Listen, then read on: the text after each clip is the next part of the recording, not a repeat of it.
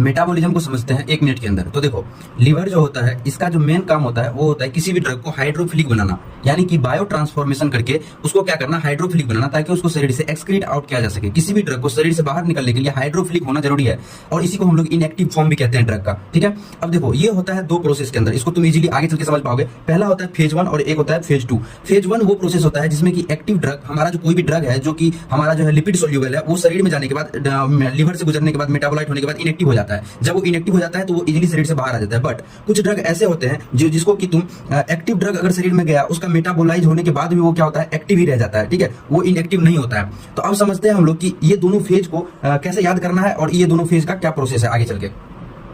अब समझो, ऐसा मान के चलो कि लीवर क्या है, एक लड़की है और इसका 2 भाई है, एक का नाम है ऑर्चिड और एक का नाम है MS ज्ञानास्त्र। ज्ञानास्त्र मतलब GQ और A। ठीक है, इसका मतलब अब मैं आप तुमको आगे समझाता हूँ। तो देखो, ये जो पहला भाई है ऑर्चिड, ये नाम से ही बहुत शरीफ लग रहा है। तो ये क्या करता है, बस उसके फंक्शनल ग्रुप में चेंजेस करता है। कोई भी जो हमारे बॉडी में हम लोग सब्सटेंस देते हैं जिसका कि हम लोग को अल्ट्रेशन करवाना होता है, ये उसका सिर्फ फंक्शनल ग्रुप में चेंज करता है थ्रू, देखो, O से हो गया हमारा ऑक्सीडेशन, R से हो गया हमारा रिडक्शन, C से हो गया हमारा साइक्लाइजेशन, H से हो गया हमारा हाइड्रोलिसिस, और हमारा A से हो गया एसाइक्लाइजेशन, और हमारा जो है D से हो गया डीसाइक्लाइजेशन। A से कुछ भी नहीं है, D से क्या हमारा डीसाइक्लाइजेशन है। ठीक है, तो ये प्रोसेस क्या होता है, एकदम शराफत वाला प्रोसेस है। ठीक है, लेकिन वो कहते हैं ना कि अगर हमारा शराफत से काम नहीं होता है तो हमको क्या करना पड़ता है, थोड़ा सा उग्र बनना पड़ता है। तो ये जो हमारा MSGQA है, मतलब MS से याद कर लो कि किसी का नाम के आगे MS हम लोग लगा दिए हैं, और ये जो ज्ञानास्त्र है मतलब GQA है, ये बहुत ही पावरफुल है। ये इसके अगर थ्रू किसी को भी जाना है, ये जो ड्रग है ये वाला, ये फेज 1 हमारा कहलाता है, और ये जो हमारा है ये फेज 2 कहलाता है। तो इसके थ्रू जो भी जाएगा, जो भी इससे पंगा लेगा, उसको शरीर से बाहर होना ही पड़ेगा, उसके पास दूसरा कोई ऑप्शन नहीं रहेगा। तो इसमें हमारा